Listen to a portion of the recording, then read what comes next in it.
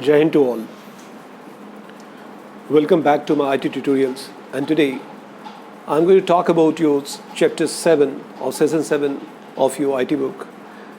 Chapter is workplace safety. Now this is very again common word or chapter where even you will go through it, you will understand. But let me to finish once, and I hope this video will help you to understand it in better way. Workplace safety, we have to understand where we work, that we call our workplace. Even I'm working at home, my home itself is a workplace for me. For a lady in kitchen, the lady kitchen itself is a workplace for her. For a teacher, if he's or she is teaching in a school, then that school is a workplace for him or her. And being as an employee of a particular again company or working as a person in an office, I have certain responsibility that I have to understand. Because if everyone will keep this in mind, it's not my task, let the other do, chances are always you will be in problem. That's why workplace safety is one of the again chapter has given in your book. Once you'll get the opportunity or once you'll be an employee, once you'll start your career, you will be working in a particular company and you have also certain responsibility. So one by one thing I'll discuss, and kindly listen carefully and just go through. I hope that will be very helpful to you. There is general office safety measures. General office safety measures. Like people generally used to sleep in the office. Sleeping, I mean not that sleep. There is two sleep, SLIP or SLEEP. I'm talking here SLIP.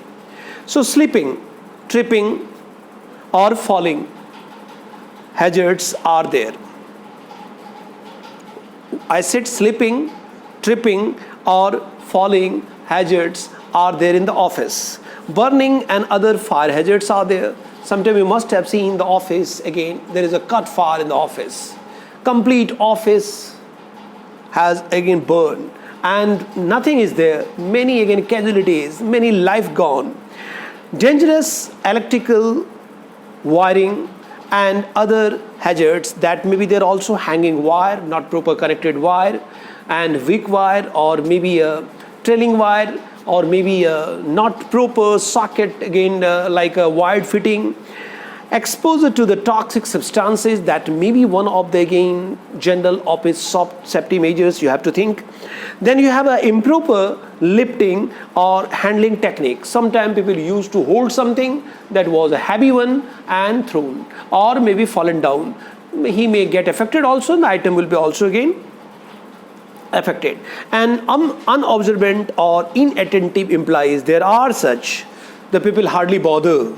People hardly see, people hardly properly walk. This kind of situations are also there. So that is what the circumstances we have to take care about some of the safety measures. Now, falls and slip preventive guidelines, though these are very easy to understand, mind it.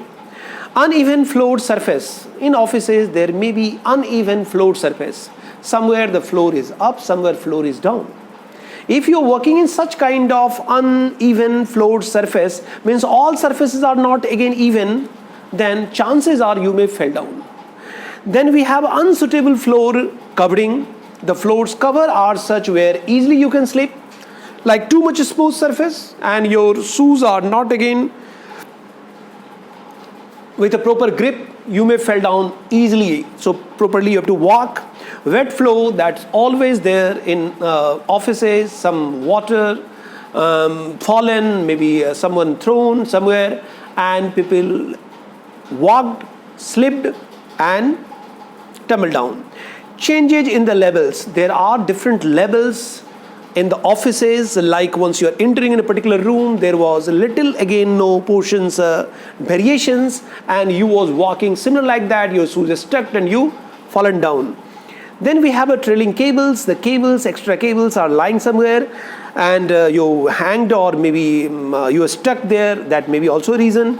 Poor lighting, there was no light, you haven't seen the object and you are stuck. And poor housekeeping. If the housekeeping, I mean the people who are maintaining that office are not taking care about the everyday again office functioning, or not again managing the everyday offices after use, then chances are you may fall down. Now, how to avoid the slip, that I'm talking with you.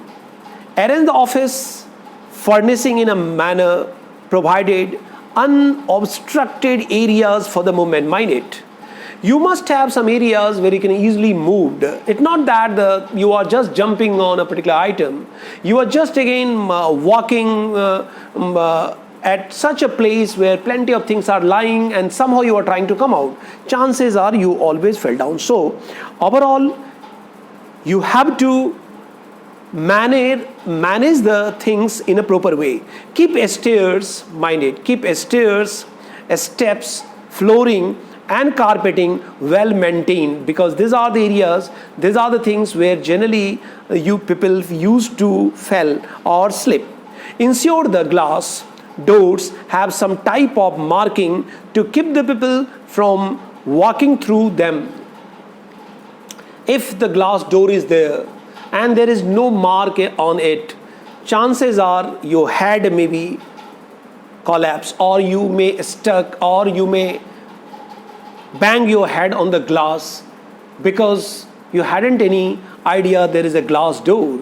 Transparent door was there, you was in a hurry, and that's why on glass door people used to give some mark so that easily they can recognize there is a door here, and clearly mark any difference in the floor level and could cause an accident. If there is any floor level differences, so you must mark, like on the road you have seen there are diversion ahead.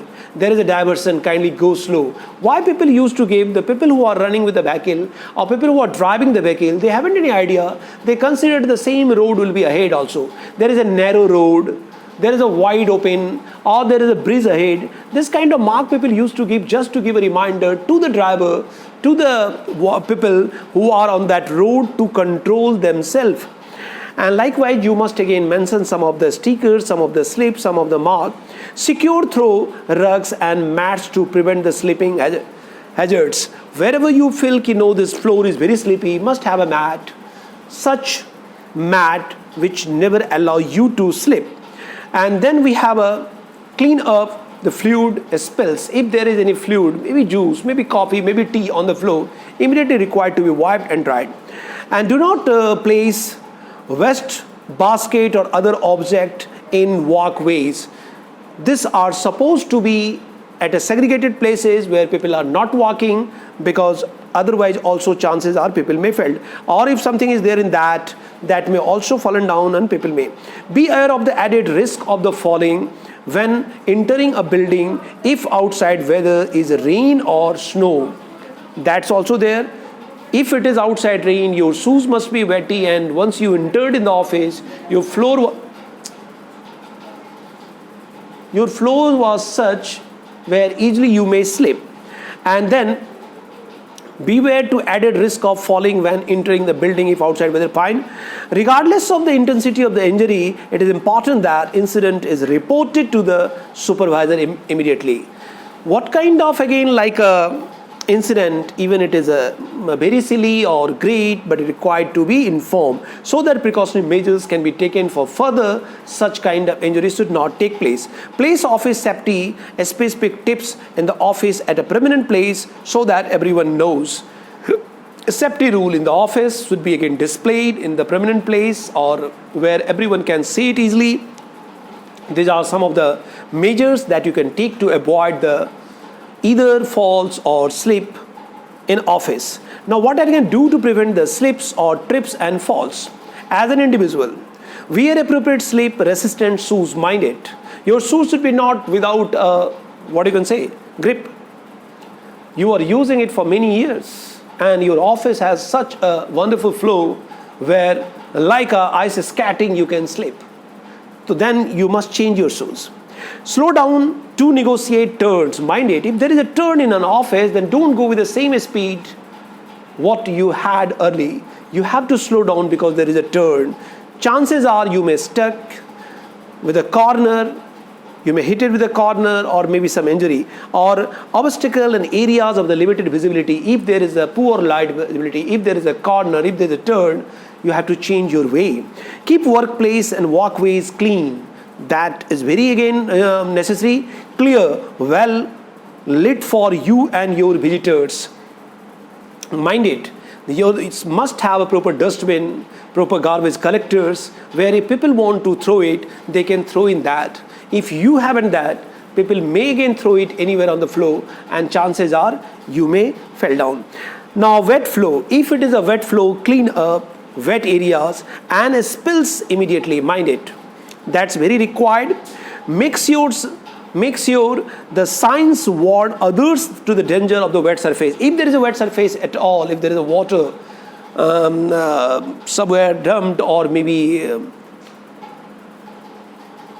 in a particular corner, maybe due to the rain or maybe due to some seepage, you must mention that warning, don't go inside, don't go that side, it's a wet flow. And use the cautions in areas where the wet floors are likely entrance, rest, or guest room, another area. Now, parking lot and grounds, you have to take care because chances are, again, you may fall down there. Stay alert for uneven surfaces in the parking slots. Most of the people have seen without seeing towards the down, they are just again have an intention to know where my car parked and walking straight and fallen down. Watch the curves and the potholes when moving between the vehicles. Chances are there is a water lost or potholes and you fell down. And assume there is a ice of the temperature in the close of freezing. If there is a weather such where the freezing temperature there, chances are there is a freezing or ice must be there and you may slip. So kindly slow or go slow. Now stairs, in stairs you have to take care, like take only one steps at a time, very wise or very good. Keep one hand free to grasp the hand rail that is side by that, both side of that stairs for the safety reason. Limit your load and make sure your vision is not obstructed. Limit your load means once you are carrying something, how much you can bear, what is bearable or what is carryable, only carry that. Cords. Once a wire or like electrical wire or cords, electrical cords are not again good fitted one.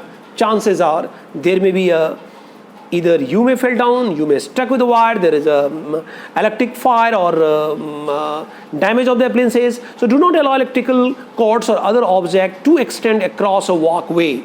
It should be properly managed. Tie up the cords that might pose a trip hazard if you feel so. Okay, that can be again tripped due to that loose wire. So tie it well. Trap down or secure cords temporarily located in traffic areas. If there is a wire and that wire is again coming through the traffic areas in your office, then it required to be taped down so that people should not hang or people should not disturb. Ladders. On ladders, stand on a ladder in a street of chair. In the office, people generally used to stand to fit something on chair or bucket or table or box. Not suitable, always have a ladder. Use the correct ladder for the job and use it for any purpose if it is required. Never step on the top platform of any ladder, including a step ladder. Never stand on it because that is always risky, always one step down. You should stand on ladders. Basic fire safety rule. In your offices, you have to maintain some of the basics fire safety rules also. As you all know, fire is considered to be the more dangerous, and if it is in an office and due to some problem your office got cut fire, then chances are everything will be again vanished, including the life of the human being and yours also. Now, the effective of a fires must understand within 30 seconds considered to be the disorientation. Even if after 2 minutes you are unconsciousness and after 3 minutes it's death. So that crucial it is the fire safety rules to be maintained in the office. Now, Basic rules for the fire safety in the office, just I'm reading for you, try to understand and follow also. Put the phone numbers of the fire department near the phone. Near your phone, public phone I'm talking, landline phone I'm talking, in offices, people must have a fire emergency number or simply a fire department number. Eliminate the hazard through good housekeeping, dispose waste, paper, rubbish or other flammable material regularly. Don't try to dump the garbage in the offices. Chances are more vulnerable it will be if there will be cut fire because plenty of garbage were there.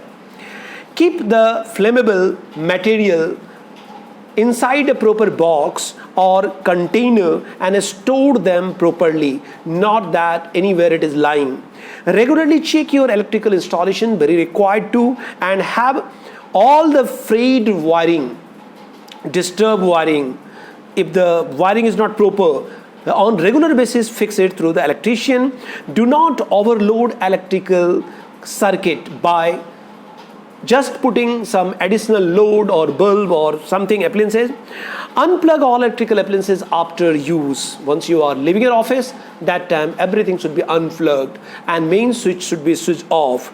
MCB should be down, and then never leave lighted candle unattended. Mind it. If there is a lighted candle there in the office, people should be there watching, keeping on eyes, so that if there will be cut fire, immediately it can be managed.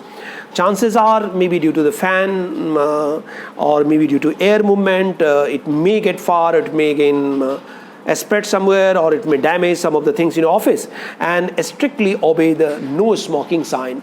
In offices, people should completely again ban the smoking. Otherwise, it should be not also in the office.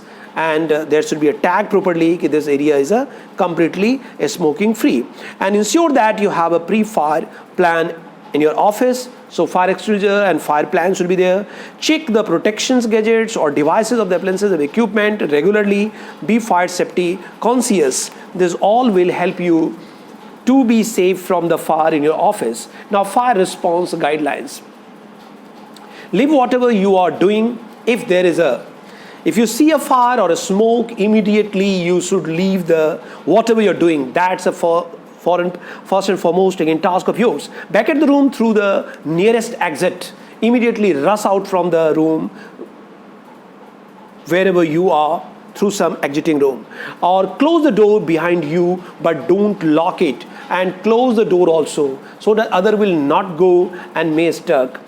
Then activate the fire alarm and begin evacuated of the building. Just again have a fire alarm, so that other will come to know there is an emergency and they all should come out, and must again request to all to come out from the building.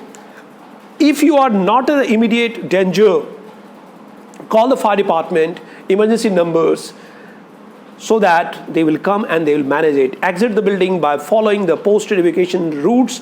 Do not use elevator during a fire or emergency, because chances are due to the smoke, due to the fire, you may be not able to get down through the stairs properly. You may tumble down and there may be a head injury or some other portion body part injury, and you'll collapse. How to use a fire extinguisher that you have to see now. First, there is a rules of pass, P-A-S, pass. Once you have a fire extinguisher, then P stand for pull. There is a clip. Just again pull it. That's the first and foremost. Then second stand for aim or arm. Means hold the pipe in the direction where there is a fire, and S stand for a squeeze, and then press that or push that levers, so that the air start blowing from that pipe.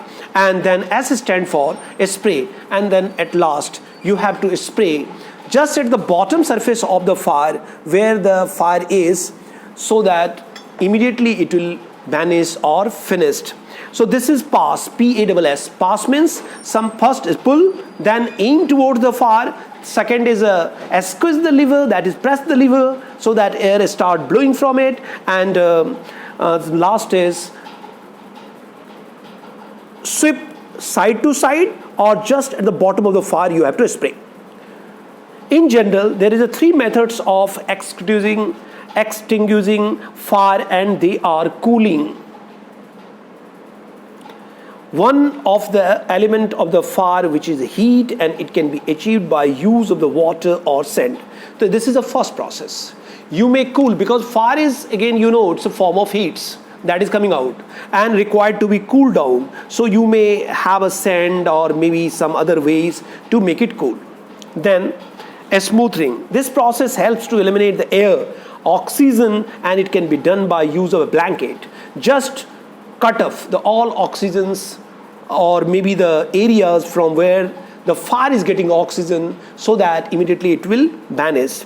And starvation. So first is cooling.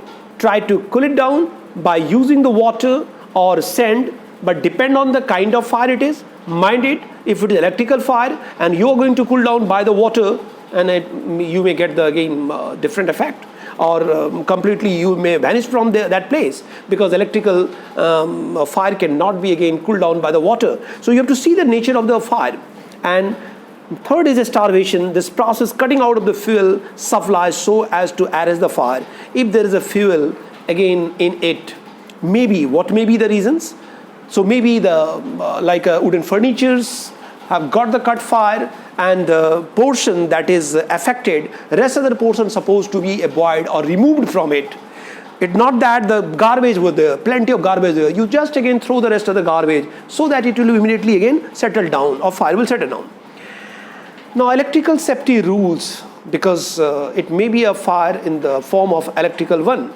Be familiar with electrical hazards associated with your workplace.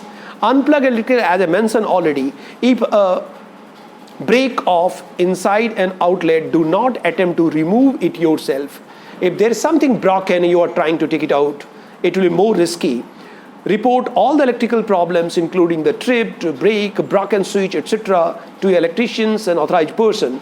Do not use an appliance that sparks, smokes, or become excessively hot.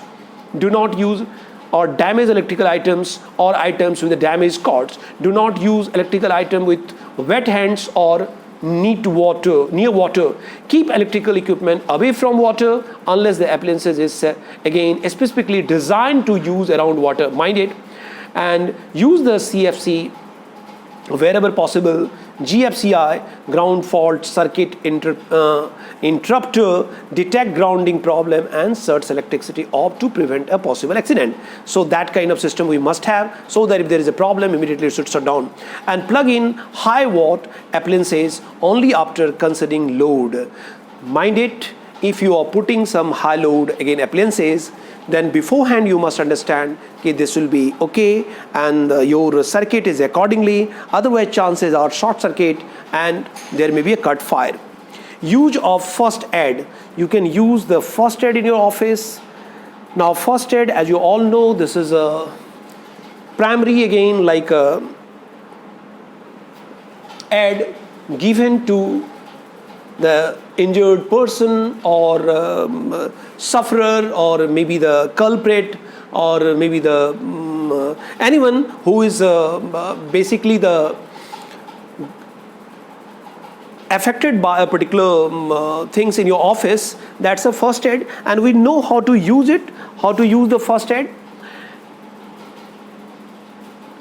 So in case of bleeding, it's a different. In case of burn, in case of fractured, in case of, there are different measures, and I hope most of you must be knowing. Let me to read for you, and you may get more. First aid is the first response to the life-threatening medical emergency, because immediately you may not get a doctor, and immediately you may not go to the hospital, and hospital is far from you. So your task, once a person got injured, is to provide him the first aid, so that the things should not go worse. It's often called the first responder training. More advanced medical care will happen after the first aid. In this case, this type of first aid included CPR, clearing an airway obstruction, responding to the anaphylactic shock or a splinting, a broken bone and severe bleeding control, etc. Non-emergency first aid is the treatment we initiate ourselves for minor medical needs. We may or may not seek more advanced medical care after the initial response. This includes taking over the counter medication for minor pain or allergies, cleaning and bandaging, cuts or minor bleeding control that you may do. In an office, the first aid kit should always be available for emergency purpose.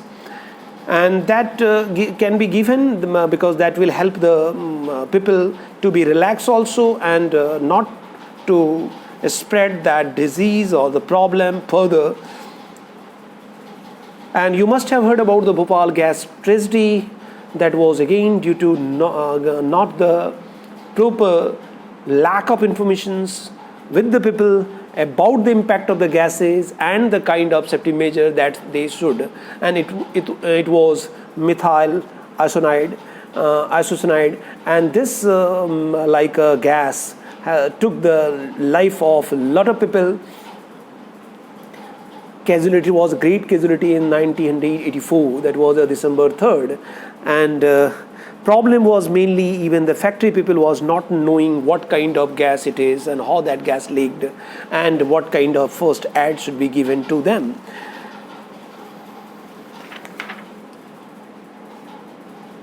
That's all. So in this chapter, basically we talked about what are the certain precautionary measures that we must take in office or care in the offices and workplace, so that will be safe. And these are normal things that we must take care in the office also, in school also, college also, wherever we are as a human being, or we must again take the certain precautions, certain measures that will keep ourselves safe. So kindly go through this video and kindly go through the books also to understand if further you have any query, because it's a completely normal things, and being as an